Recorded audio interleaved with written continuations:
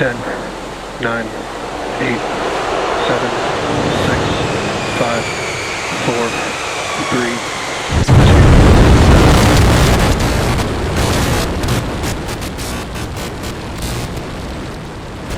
We have liftoff.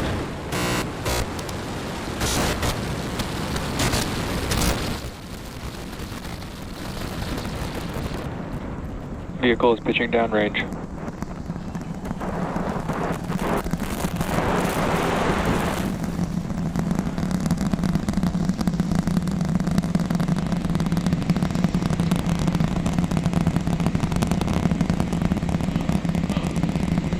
All right, 30 seconds into flight. The rumbles are still building here in the Raptor's nest. We're seeing 32 out of 33 engines lit on the Super Heavy right now. Coming up shortly is going to be max Q, that maximum aerodynamic pressure as we go uphill on the vehicle.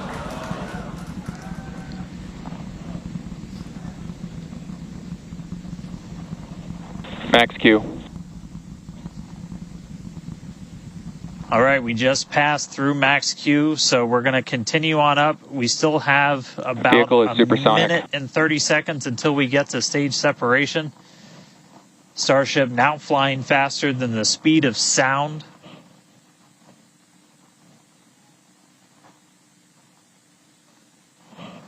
All right, so you got a couple of views. You got some ground trackers in your top camera there. You're looking down from the top of the booster in the bottom left, and then a camera in the top flap of the ship looking back in the bottom right, so getting a couple of different looks as Starship heads uphill.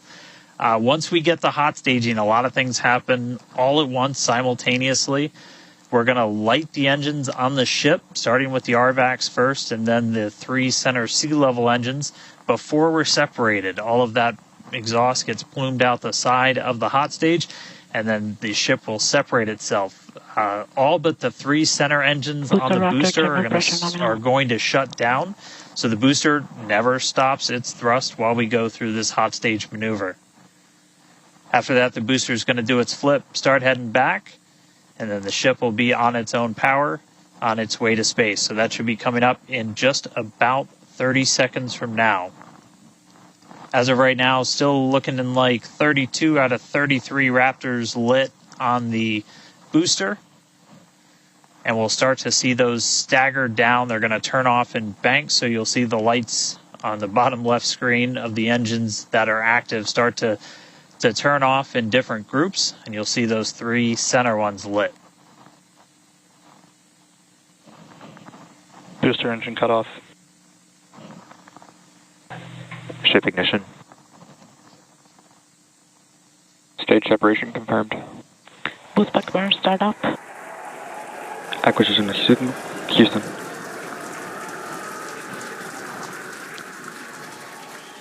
Hot stage confirmed. Ship under its own power. Booster boosting back. Looks like all 13 are lit. Kate, we got a booster on the way back to the Gulf and a ship on the way to space. Acquisition signal. Stennis. Ship chamber pressures are nominal. Ship power and telemetry nominal. All right, the first stage currently performing the boost back burn. This is expected to last a little over 1 minute. This propels the booster back toward the coast, taking it to a landing in the waters of the Gulf of Mexico. As you can see on your screen in the bottom left-hand corner, we were only using the 13 center engines from here on. Boost back burn shut down. Heard confirmation there of good boost back burn shutdown. Stage 2 tank pressures are nominal.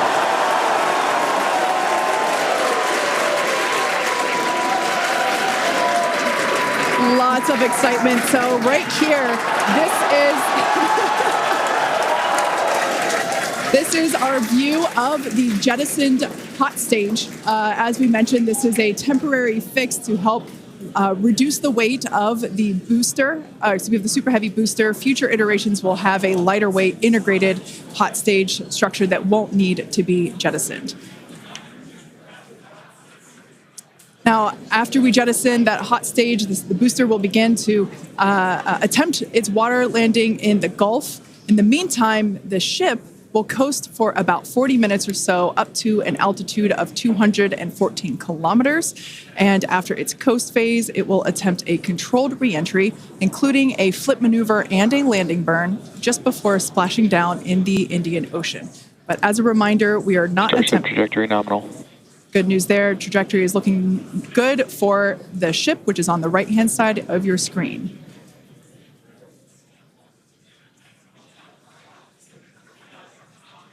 At this point in time, as you can see, we have no engines lit on the booster. It is coasting back toward the Gulf of Mexico for a water landing and ship under power of all 6 Raptor engines. There's 3 sea level and 3 vacuum Raptor engines that are lit, as we can see on your screen.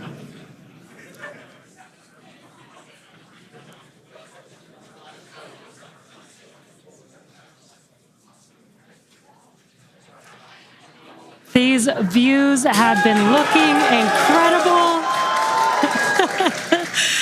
Super Heavy has been performing beautifully today. And you can hear the crowd is very excited about it. As a reminder for Booster, the primary goal today is to do a landing burn and a splashdown in the water. And we are just about 30 seconds away from that landing burn expecting to begin. And an incredible view from the forward portion of the booster. This is basically on top of the Super Heavy booster where we have jettisoned that hot stage. So now we can see this incredible view of Earth as it's making its way back down to the Gulf of Mexico. Right now, the booster is using the 4 hypersonic grid fins to guide itself through atmospheric re-entry. And we are expecting that landing burn here.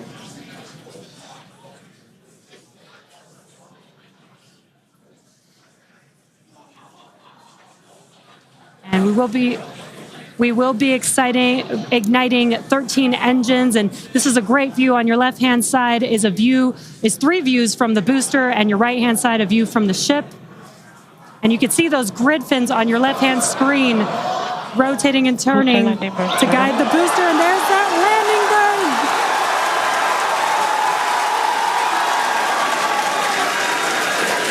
That landing burn just begun, and you can see the water below.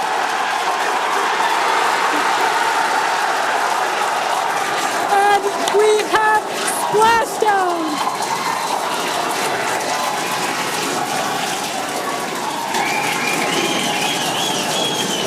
What an incredible sight! Congratulations to the SpaceX team! Ship has entered terminal guidance. That was absolutely incredible.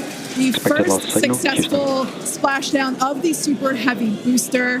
Loved seeing it just tip over into the water before losing that footage. Now, the next milestone is coming up in about under a minute. The ship is going to shut off its Raptor engines, Ship engine cut off. which we see right there. As we mentioned before, today's test flight is not an orbital flight, but rather one that demonstrates the Starship's orbital capability.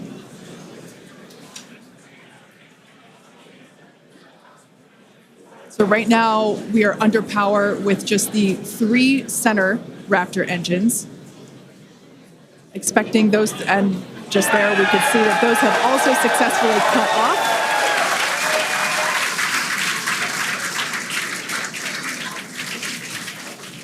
Ship FDS is saved. What an incredible... Nominal orbit insertion. Oh, there's great news there. The call out we were hoping to hear. Amazing views once again from Starship. We have our second Starship in space. These live views being brought to us by Starlink, which is on board the ship. Dan, what an incredible view we have once again. So exciting. We got another ship in space. I'm like still jumping up and down. I'm Expected like, loss signal. this whole building was going absolutely insane when we saw the booster hit the water. I mean, wow. Congrats to everybody that's just been putting in insane amounts of hours on everything to make this thing a reality. And I feel like every single time we do one of these, we're seeing something wildly new. We got to see the hot stage jettison. and the booster in the water. But just to recap real quick over everything that's happened. So we lifted off at 7:50 a.m. only 9 minutes ago. How has it only been 9 minutes? 7:50 a.m. Central at 12:50 UTC. We saw 32 of the 33 Raptor engines on Super Heavy make the ascent. We had successful cutoff, successful hot staging, all 6 engines on the ship, powered it all the way into a nominal orbital trajectory. And we've already been getting some live views from the ship on board. After that, the booster was able to do its boost back burn. Oh, this looks like we're actually getting some views from the ground still, potentially from Florida, of the ship as it's up there. That's a view from some of our tracking cameras on the ground in Florida. But the ship, we just heard successful orbital insertion, so it's right where it needs to be and is now going to continue on its way to coast until it comes to reentry. But I mean, the booster, successful boost back burn, jettison the hot stage, and then a landing burn. It looked like we saw 12 of the 13 engines light up, and then that first ever soft splashdown in the water. So a whole lot still to come. Ship now on its way to its primary objective of entry. That's going to be coming up in just under 40 minutes from now. So a lot still to come, but wow, what a 9 minutes to start this mission off. So can't wait to see what entry is going to show us, but that launch was incredible. Back over to you, Jesse and Kate. Wow. I am still trying to catch my breath here. That was some incredible views that we have never seen before. It has been nonstop since liftoff. And with the booster having completed its job for the day, we're going to take a short break for about the next 28 minutes. And we'll return while we're going to take a break while the ship is continuing to coast before re-entry. Exactly. As with Flight 3, Starlink may enable us to talk with the ship through re-entry with no communication blackout. So similarly to, for example, the serial number 10 test that we saw a couple years ago, we're hoping to duplicate that again today. Hopefully we will see it live. And basically the 3 center engines of the ship will reignite and gimbal or point to help flip the ship until those engines are pointing down so that it can land vertically using Raptor's thrust. And as you can see, even from the beginning of the program, we've designed Starship to land on Mars where there are no runways or other humans to help out. We also want rapid reusability, so we're doing... The vehicle is passing through 85 kilometers altitude. The flaps have control of the vehicle. Great news. Flaps have control of the vehicle. That's exactly what we want to hear for this flight test. Yeah. Again, we are going to be doing a propulsive landing instead of a more traditional means like parachutes. And we are expecting re-entry to begin here in just about a minute. Re-entry, an awesome view that we have here. Starship remains on a good entry trajectory. This is the same view that we had when we first returned from the coast phase. Again, this is looking at the side of one of the flaps. It's incredible that literally at the bottom of this picture, we're basically looking through plasma, which is just absolutely mind-blowing. Wild, very wild. Now we are expecting entry to begin here in about 30 seconds or so. Entry to splashdown is expected to last about 6 minutes long. And that flip maneuver should occur around about 10 minutes before splashdown. And such incredible views that we're getting. Approaching peak heating region. Great call-outs there. Yeah, these views are absolutely astounding. Nose temperatures continue to rise within expected region. And in your bottom right-hand corner, you can also follow along with the altitude of ship as it's returning back to Earth. So once again, this view is basically looking down into the plasma blanket that is building up around the exterior of Starship. It is traveling, as you can see on your screen. You can look in the bottom right-hand corner and see how fast it's going, how high it is, as well as the general orientation. Again, we're seeing a lot more stability, a lot more control here on this flight, which is great. It shows that the iterations, the learning... Starship is now in expected peak heating region.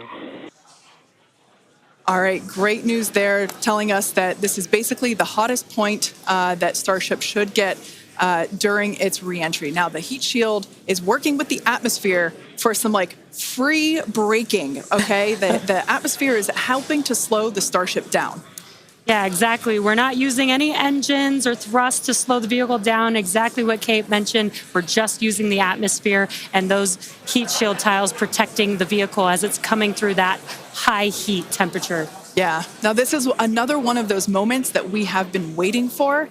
Right now, the ship is currently re-entering the Earth's atmosphere, and by all looks and all call-outs that we're hearing on the net, it is doing pretty well. Now, we do not plan to recover the spacecraft today, but rapid and reliable reusability is the ultimate goal.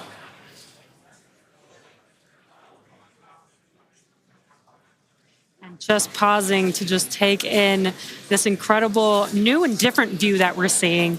We did get a similar view in Flight 3, but again, the vehicle did lose a little bit of its control, attitude control, and this is a very stable view. This is great. This is exactly what we want, and we are hearing that we're getting expected call-outs. Mm-hmm. Absolutely. Starship is seeing half a G of acceleration, remains on a good entry trajectory. You know, it's incredible to look at this photo and wonder, wait, is it real? Is it frozen? We can see so I was just going to say Those temperatures have stopped increasing. Oh, that is great news. The temperature is no longer building. But I was saying, we have a little bit of indication there. We can see that streaking that occurs and tells us that this is indeed a true view. So once again, we are looking basically through the plasma that is building up around the exterior of the ship. And I still cannot get over that we are getting a live view of re-entry right now, live on your screen. Again, we've said this over and over, but all thanks to Starlink. We are able to use Starlink in space, which we're getting this incredible data. And not only just the data from the sensors, but getting live imagery of what is actually happening, which is great, which we've never been able to do live before. Right. Now, just a quick future outlook here. So in about, at T plus about 1 hour and 2 minutes, we should hear a call out for entry transonic. That means that the ship is going near the speed of sound. And then about a minute after that, we'll hear another call out saying entry subsonic, meaning that the ship is going below the speed of sound. So these are all continued indications that the atmosphere, right, as the ship comes back down, it is getting through the more dense part of the atmosphere, and that atmosphere is helping to push against the vehicle, and those heat shields are protecting the vehicle during this high heat period.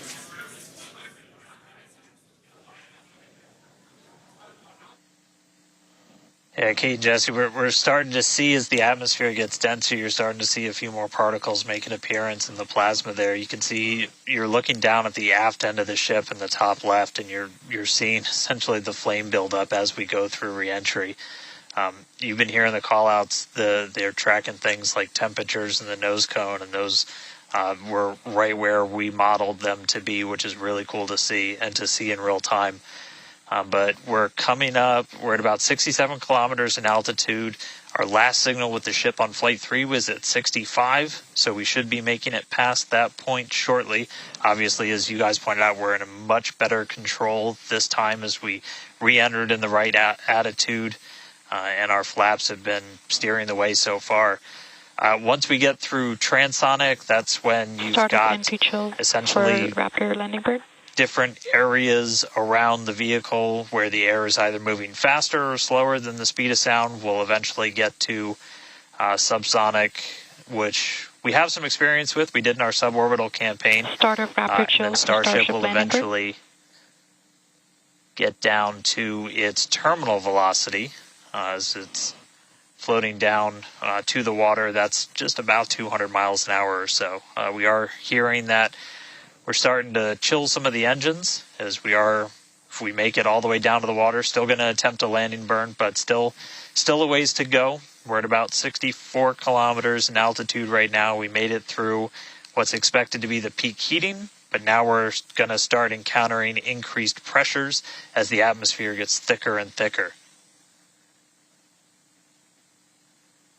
So we're at 63 kilometers, so we've already made it farther than we did on our last flight when that last signal was coming at 65 kilometers. So again, what we're really looking at here is the performance of the heat shield, of the flaps, of the seals in the flaps. There's just a whole bunch of different areas that we're keeping a really close eye on as we re-enter.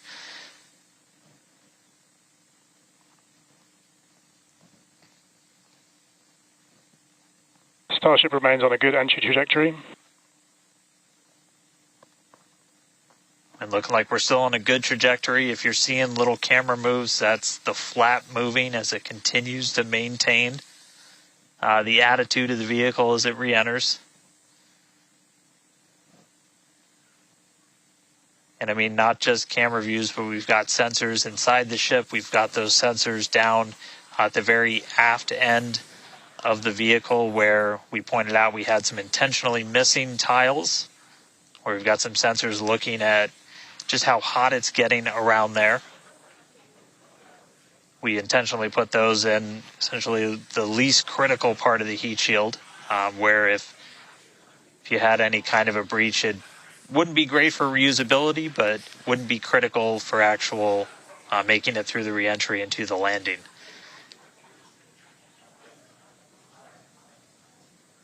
"58 kilometers, we're continuing to descend.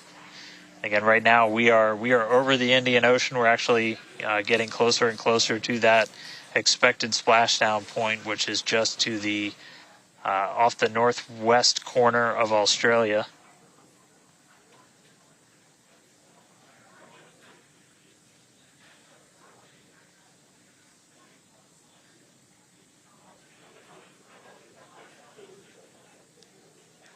And if you keep an eye on our speed, the speed is dropping. We're hitting the thicker part of the atmosphere now. The speed's going to start dropping precipitously.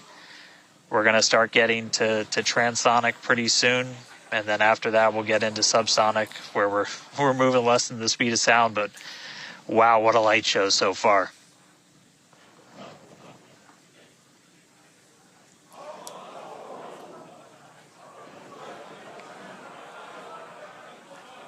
External temperatures are starting to come down. Again, this camera view is looking right at one of the forward flaps. And we're strategically putting some cameras around the vehicle to just look at the different areas that looks like we got the flap starting to come apart a little. Yeah, it does appear that we have a little bit of burn through there. We can see pieces of the vehicle flying off. What a show it has been. It's been like watching Interstellar or something. This is wild to see this, but the ship is still coming down, which is incredible to see. How far can it go? That is the question. Keep your eye on the altitude in the bottom right-hand corner. We're at 54 kilometers right now. Now, ultimately, the data is the payload today. We've been saying it multiple times. Our teams are sitting, reviewing this data live, learning where the hot spots are. As you can see, there's an obvious hot spot there with the flap, and learning how we can improve this design. The goal was to get as far through this high heat re-entry as possible. Ideally, we'd love to make it all the way down and perform that landing burn and flip maneuver, but we may not get that far today. We will see. Again, this is a test, and we are gathering as much data as possible, visual data, as well, which we can see here. We are getting a lot of debris covering the camera on your screen, but we can still see some of those sparks and flames from that high heat as ship is making its way back down to Earth. Ship now at 50 kilometers and closing. The good news is we still got, looks like that camera lens just cracked. It's safe to say ship's getting a little beat up, but that's to be expected on a test flight. We are still learning how to improve the ship for total survival and recovery of the high heat reentry. I'm honestly impressed that we're still getting this live view despite how much debris is coming off of this flap right now. The fact that we've got it is good news. And I may have jinxed it. I apologize. Look at that, it's back. We are still going. And the teams here at SpaceX are excited, as you can tell by the cheering behind us. There's still a sizable crowd here at Mission Control Center, Hawthorne. A splashdown is expected in just about 4 minutes from now. And we're still moving. We still have live views. Starlink is doing an incredible job. Maximum entry dynamic pressure. External temperatures are dropping. Okay, good news. Those external pressures are dropping. The question is, how much of the ship is left? We can't really tell. We can still see some of that particulate coming off. And unfortunately, we do have a cracked camera lens. But for any photographers out there and videographers, we know that's part of the gig sometimes. Yeah, and you can see that the speed is rapidly slowing down. That's actually really great news for us. We want the vehicle to be slowing down before it splashes down into the ocean. That'll help set us up for that flip maneuver, engines first down into the water. Exactly. So we have seen this flip maneuver demonstrated on previous high altitude flight tests like serial number 8. Oh, more views. Or I should say, more light coming through the view that we have through that cracked and dirtied lens there. But yeah, so we're hoping that this flip maneuver, that we can pull it off as soon as we get those views back. If we can get them, if the ship is still around, we will bring it back to you. Vehicle has passed maximum dynamic pressure. That is great news. Maximum dynamic pressure being the moment in which the vehicle experiences the greatest amount of aerodynamic pressure. Speed still dropping. We're now at 37 kilometers above the ocean. Just like Flight 3, we are targeting a splashdown in the water in the Indian Ocean. And we don't have a live view right now, but because we're still getting data and telemetry, that does tell us that ship is still doing okay, at least. And there we got that live view back. The crowd very excited to see that view, despite not being able to see very much. The fact that it's there tells us the ship is still alive. Yes, and collecting data, continuing to collect data as we get closer and closer to Earth. Yes, now 30 kilometers, now 29 above the Indian Starship is Ocean. at 30 kilometers altitude, Mach 2.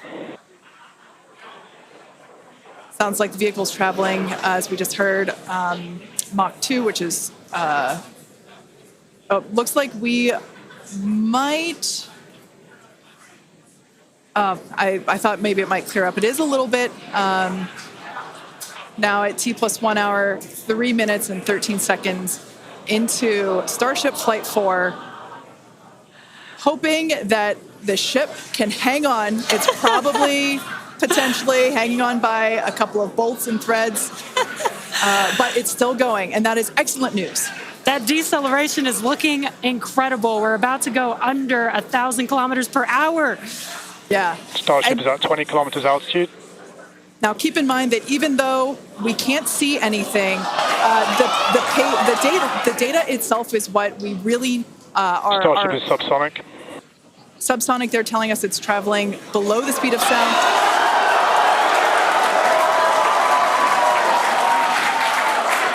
That movement means the flaps are actuating. I think we can see something.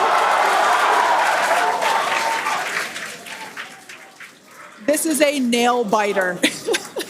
But we are, unfortunately, we can't see through the lens, but we're still getting the feed. Starship is now 11 kilometers over the ocean. All this data is incredibly important, even if, it breaks up right now. Okay, we can see that flap actuating through the glass.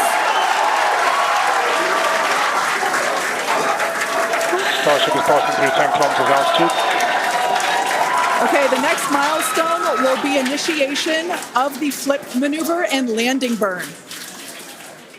Keep an eye on the bottom right corner of your screen for those 3 center engines to relight. They will gimbal or angle so that the ship flips itself back up vertical and hopefully lands in a vertical position. And the crowd is very excited to get this view of that flap still maneuvering. Starship is passing through 5 kilometers altitude.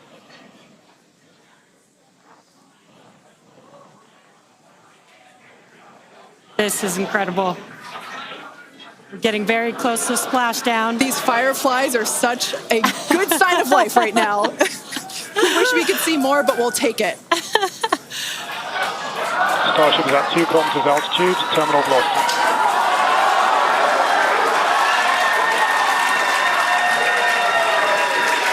Landing burn startup for Starship. All right, good news there.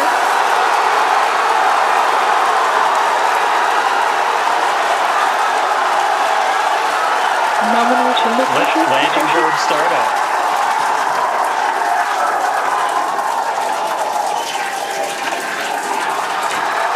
Starship is in landing burn. Landing burn shutdown. The landing burn shutdown was commanded.